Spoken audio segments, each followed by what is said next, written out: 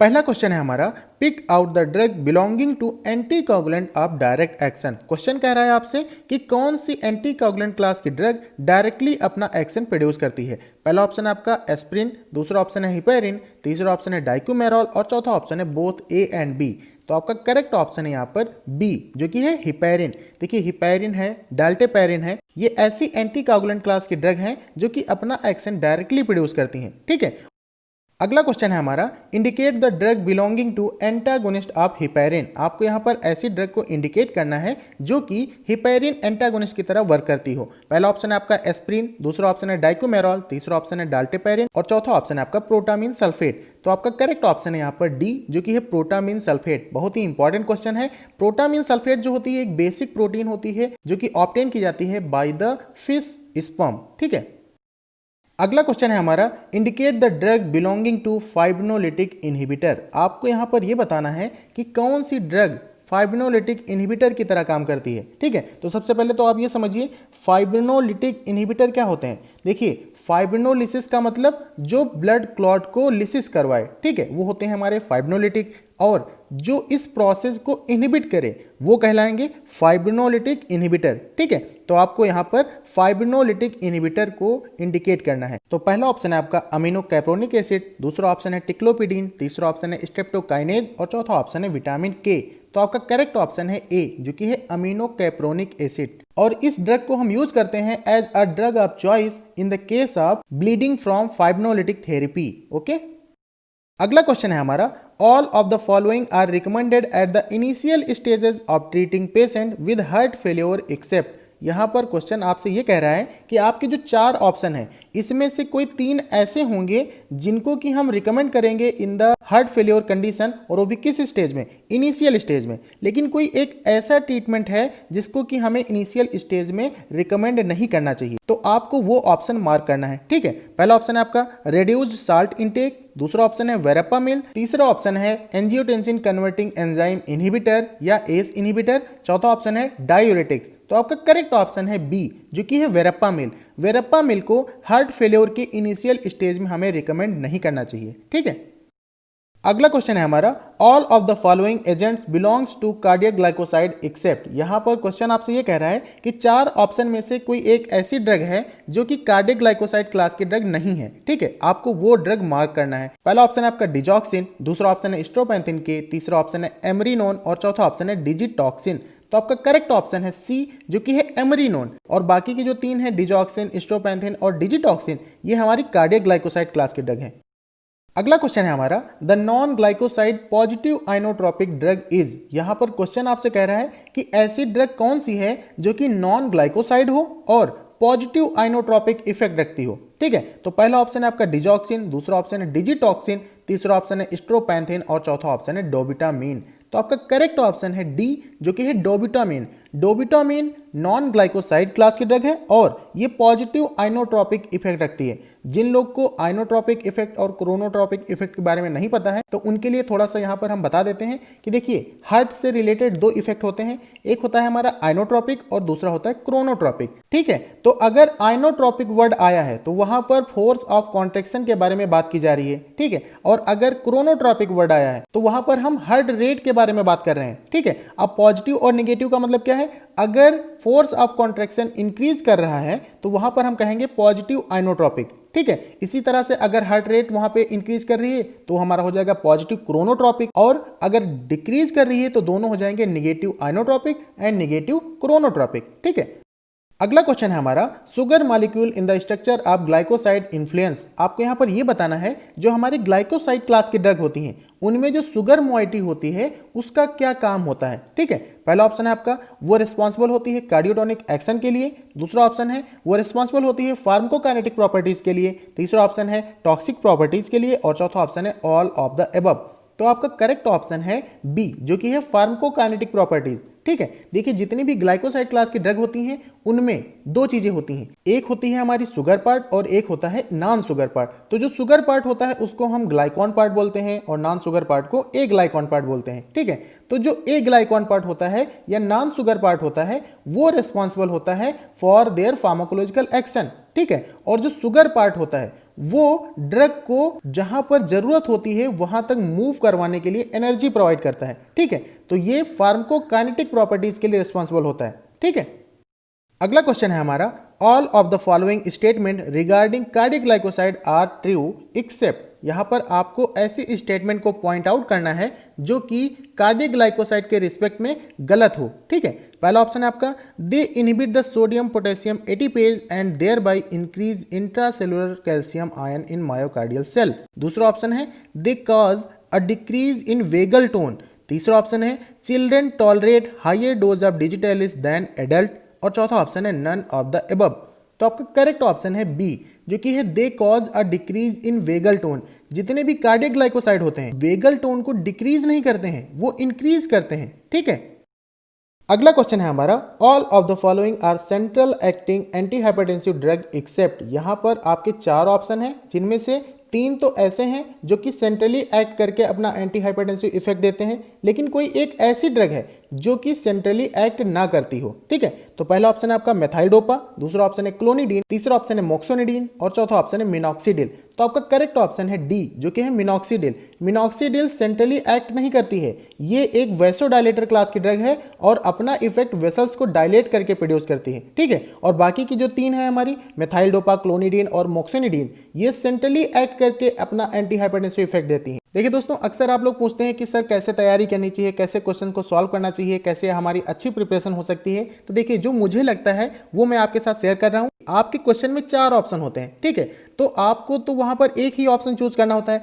लेकिन आप तैयारी ऐसे कीजिए, उस क्वेश्चन को ऐसे सॉल्व कीजिए कि आपके वहां पर चारों ऑप्शन से रिलेटेड जो स्पेशल पॉइंट हो उनको भी आप पॉइंट आउट कीजिए, उनके बारे में भी सोचिए कि आखिर ये क्या है, ये क्यों नहीं है और ये क्यों है। ठीक है, इस तरह से आपकी बहुत अच्छी प्रिपरेशन हो जाएगी। जैसे कि हमारे इस करंट क्वेश्चन में आपको हमने बताया कि यहाँ पर मिनॉक्सिडिल सही है, तो यहाँ पर अपने आप से आपको क्वेश्चन सबसे पहले ये करना चाहिए कि आखिर इस क्वेश्चन में मिनॉक्सिडिल क्यों सही है। तो आपको आंसर मिलेगा कि ये सेंट्रली एक्ट नहीं करती है। तब बात ये आएगी कि आखिर ये अपना एक्शन प्रोड्यूस कैसे करती है, तो ये पेरीफेरली एक्ट करती है और ये एक वेसोडाइलेटर क्लास की ड्रग है जो कि वेसल्स को डायलेट करके अपना एंटी हाइपरटेंसिव इफेक्ट देती है। ठीक है, अब इस ड्रग के बारे में स्पेशल क्या है, तो देखिए, इस ड्रग को हम यूज करते हैं in the case of alopecia, जो हेयर फॉल की कंडीशन होती है, उसके लिए इस ड्रग को हम बहुत ही फ्रीक्वेंटली यूज करते हैं। ठीक है, तो ये हो गया इसका स्पेशल पॉइंट। तो इस तरह से अगर आप अपनी प्रिपरेशन करते हैं तो आपकी प्रिपरेशन बहुत ही जबरदस्त, बहुत ही अच्छी होगी। अगला क्वेश्चन है हमारा, the drug is कंट्रा indicated in patient with bronchial asthma. आपको यहाँ पर ऐसे ड्रग को चूज करना है जो कि ब्रोंकियल अस्थमा वाले पेशेंट के लिए कंट्रा इंडिकेटेड हो। ठीक है, पहला ऑप्शन है आपका प्रोप्रेनोलॉल, दूसरा ऑप्शन है क्लोनिडीन, तीसरा ऑप्शन है इनैलाप्रिल और चौथा ऑप्शन है नेफेडिपिन। तो देखिए, यहाँ पर आपकी ये सारी ड्रग एंटी हाइपरटेंसिव क्लास की ड्रग हैं और क्वेश्चन आपसे ये कह रहा है कि किस एंटी हाइपरटेंसिव ड्रग को हम यूज नहीं करेंगे अगर पेशेंट के ब्रोंकियल अस्थमा है, दैट मीन्स वो अस्थमेटिक पेशेंट है। ठीक है, तो आपका करेक्ट ऑप्शन है ए, जो कि है प्रोप्रेनोलॉल। अब बात आती है कि आखिर ये क्यों कंट्रा इंडिकेटेड है। देखिए, जितने भी हमारे बीटा ब्लॉकर होते हैं, जो नॉन सेलेक्टिव बीटा ब्लॉकर होते हैं, ये सारे क्या करेंगे, बीटा 1 और बीटा 2 दोनों को ब्लॉक करेंगे, फिर अपना एक्शन प्रोड्यूस करेंगे। ठीक है, तो अगर एंटी हाइपरटेंसिव के केस में हम बीटा ब्लॉकर्स को यूज करेंगे और वो पेशेंट पहले से अस्थमेटिक है, तो उनके जो एयरवेज होंगे वो कॉन्स्ट्रिक्ट करेंगे, क्योंकि वहां पर बीटा ब्लॉकर जो होंगे हमारे, वो बीटा 2 और बीटा 1 दोनों को ब्लॉक करेंगे। अब बीटा 2 हमारे लंग्स में पाया जाता है। ठीक है, अब बीटा 2 को जब ब्लॉक किया तो वहां पर एयरवेज जो होंगे हमारे वो और कॉन्स्ट्रिक्ट हो जाएंगे। क्योंकि अस्थमा के पेशेंट को पहले से ही सांस लेने में दिक्कत हो रही थी, जब हमने बीटा ब्लॉकर दिया तो वहां पर और ज्यादा कॉन्स्ट्रिक्शन हो गया, जिससे उसकी डेथ भी हो सकती है। ठीक है, इसीलिए बीटा ब्लॉकर्स कंट्रा इंडिकेटेड होती हैं in the case of asthmatic patient. Okay, अगला क्वेश्चन है हमारा, all of the following statements regarding vasodilators are true except. देखिए, यहाँ पर थोड़ा सा मिसप्रिंट हो गया है, जो एक्टिव लिखा है वो एक्टिव नहीं आर ट्रू है इस जगह पर। ठीक है, यहां पर क्वेश्चन आपसे कह रहा है कि वेसोडाइलेटर्स के रिस्पेक्ट में कौन सी स्टेटमेंट्स आपकी गलत है। तो पहला ऑप्शन है आपका हाइड्रोलाजीन कॉज टैकीकार्डिया, दूसरा ऑप्शन है nifedipine is a dopamine receptor antagonist, तीसरा ऑप्शन है nitroprusside dilate both arteriole and veins, चौथा ऑप्शन है मिनॉक्सिडिल कैन कॉज हाइपरट्राइकोसिस। तो आपका करेक्ट ऑप्शन है बी, जो कि है nifedipine is a dopamine receptor antagonist. यही वाला ऑप्शन आपका गलत है। ठीक है, अगला क्वेश्चन है हमारा, all of the following statements regarding verapamil are true except. यहां पर भी आपको वेरपामिल के रिस्पेक्ट में बताना है कि कौन सी स्टेटमेंट आपकी गलत है। ठीक है, तो देखिए सबसे पहले आप सोचिए ये कि वेरपामिल आखिर है क्या। तो वेरपामिल एक कैल्शियम चैनल ब्लॉकर क्लास की ड्रग है जो कि एंटी हाइपरटेंसिव इफेक्ट रखती है। एंटी हाइपरटेंसिव इफेक्ट का मतलब जो हमारा ब्लड प्रेशर इंक्रीज होता है उसको ये नॉर्मलाइज करती है। ठीक है, तो अब इतनी चीजें हमें इसके बारे में पता है, तो आइए अब क्वेश्चन को सॉल्व करते हैं। पहला ऑप्शन है आपका it blocks L type calcium channel, ये सही है। दूसरा ऑप्शन है आपका इट इंक्रीज हार्ट रेट। तो देखिए अभी हमने बताया आपको कि वेरपामिल कैल्शियम चैनल ब्लॉकर क्लास की ड्रग है और ये एंटी हाइपरटेंसिव इफेक्ट रखती है। दैट मीन्स हार्ट रेट को नॉर्मलाइज करती है, स्लो डाउन करती है। ठीक है, लेकिन यहां पर दिया है दूसरे ऑप्शन में इट इंक्रीज हार्ट रेट, तो यही ऑप्शन आपका इनकरेक्ट है।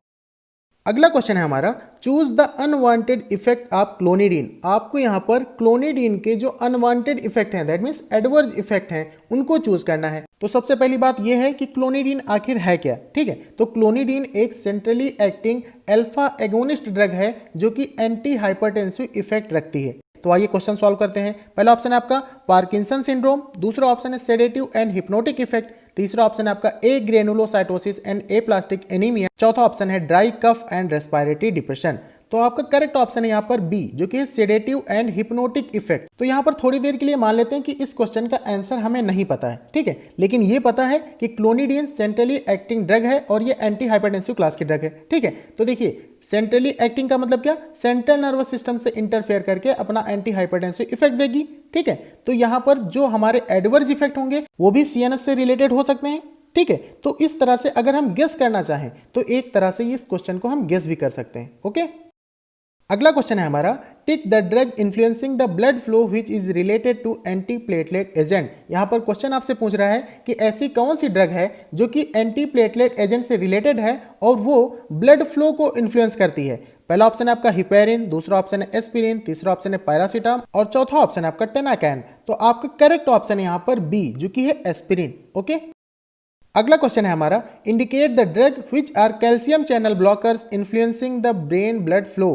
तो आपको यहाँ पर ऐसी ड्रग का नाम बताना है जो सबसे पहले तो कैल्शियम चैनल ब्लॉकर क्लास की हो और वो ब्रेन ब्लड फ्लो को इन्फ्लुएंस करती हो। ठीक है, पहला ऑप्शन है आपका एमिनोलॉन एंड पिकामिलॉन, दूसरा ऑप्शन है आपका निमोडिपिन एंड सिनारिजिन, तीसरा ऑप्शन है आपका हिपेरिन एंड वारफेरिन, चौथा ऑप्शन है आपका नन ऑफ द एबव। तो आपका करेक्ट ऑप्शन है बी, जो कि है निमोडिपिन एंड सिनारिजिन। ठीक है, अगला क्वेश्चन है हमारा, the action of insulin is potentiated by. आपको यहाँ पर ऐसी ड्रग का नाम बताना है जो कि इंसुलिन के एक्शन को पोटेंशिएट करती हो, बढ़ाती हो। पहला ऑप्शन है आपका सल्फोनिल यूरिएज, दूसरा ऑप्शन है बाइगोनाइड, तीसरा ऑप्शन है ग्लूकागॉन और चौथा ऑप्शन है नन ऑफ द एबव। तो आपका करेक्ट ऑप्शन है बी, जो कि है बाइगोनाइड। तो आइए अब ये भी देख लेते हैं कि आखिर बाइगोनाइड में कौन कौन सी ड्रग आती हैं हमारी। ठीक है, तो अगला क्वेश्चन है हमारा, currently used oral hypoglycaemic biguanide include the following except. आपको यहाँ पर एक ऐसी ड्रग का नाम बताना है जो कि बाइगोनाइड क्लास की ड्रग ना हो। ठीक है, पहला ऑप्शन है आपका रेपाग्लिनाइड, दूसरा ऑप्शन है मेटफॉर्मिन, तीसरा ऑप्शन है फेनफॉर्मिन और चौथा ऑप्शन है ग्लिपिजाइड। तो आपका करेक्ट ऑप्शन है डी, जो कि है ग्लिपिजाइड। जो ऊपर की तीन है वो हमारी बाइगोनाइड क्लास की ड्रग है। अगला क्वेश्चन है आपका, side effects of sulfonylureas are less than those of biguanides, this consideration is. यहां पर आपको एक स्टेटमेंट दी गई है और आपको बताना है कि ये सही है या गलत। आपकी स्टेटमेंट कह रही है कि जो सल्फोनिल यूरिएज क्लास की ड्रग होती हैं उनका साइड इफेक्ट जो होता है वो बाइगोनाइड क्लास की ड्रग से कम होता है। अब आपको यहां पर बताना है कि ये स्टेटमेंट सही है या गलत। तो आपका करेक्ट ऑप्शन है ए, जो कि है ट्रू। ये जितनी भी सल्फोनिल यूरियस क्लास की ड्रग होती हैं उनका साइड इफेक्ट बहुत ही कम होता है देन द बाइगोनाइड्स। अगला क्वेश्चन है हमारा, which of the following agents are important hormonal antagonist of insulin in the body. आपसे क्वेश्चन यहाँ पर कह रहा है कि ऐसे एजेंट्स का नाम बताओ जो कि हमारी बॉडी में इंसुलिन एंटागोनिस्ट की तरह वर्क करता हो। ठीक है, पहला ऑप्शन है आपका ग्लूकागॉन, दूसरा ऑप्शन है एड्रिनल स्टेरॉइड्स, तीसरा ऑप्शन है एड्रिनालिन और चौथा ऑप्शन है ऑल ऑफ द एबव। तो हमारा करेक्ट ऑप्शन है डी, जो कि है ऑल ऑफ द एबव। ठीक है, देखिए दोस्तों, हम सबको पता है कि इंसुलिन के अंदर 51 अमीनो एसिड होते हैं। ठीक है, लेकिन क्वेश्चन अक्सर ये भी पूछ लिया जाता है कि ग्लूकागॉन किस तरह का हार्मोन्स है और उसमें कितने अमीनो एसिड पाए जाते हैं। ठीक है, तो ये एक पेप्टाइड हार्मोन्स है और इसके अंदर सिंगल चेन प्रेजेंट होती है जिसमें 29 अमीनो एसिड्स होते हैं। ठीक है, तो ये बहुत इंपॉर्टेंट है, ध्यान रखना इसको। दोस्तों हमारी हर एक स्लाइड की तरह ये क्वेश्चन आपके लिए होमवर्क रहेगा। आप इसका आंसर हमें कमेंट सेक्शन में बता सकते हैं। क्वेश्चन है आपका, compare the half life of digoxin and the half life of digitoxin. तो क्वेश्चन आपसे कह रहा है कि डिजॉक्सिन और डिजिटॉक्सिन दोनों की हाफ लाइफ को कंपेयर कीजिए। ठीक है, तो पहला ऑप्शन है आपका कि डिजॉक्सिन की जो हाफ लाइफ होती है वो ग्रेटर होती है देन द डिजिटॉक्सिन, और दूसरा ऑप्शन है आपका डिजिटॉक्सिन की हाफ लाइफ ज्यादा होती है देन द डिजॉक्सिन। तो आप इसका आंसर हमें कमेंट सेक्शन में बता सकते हैं। Please friends, like and subscribe to my channel.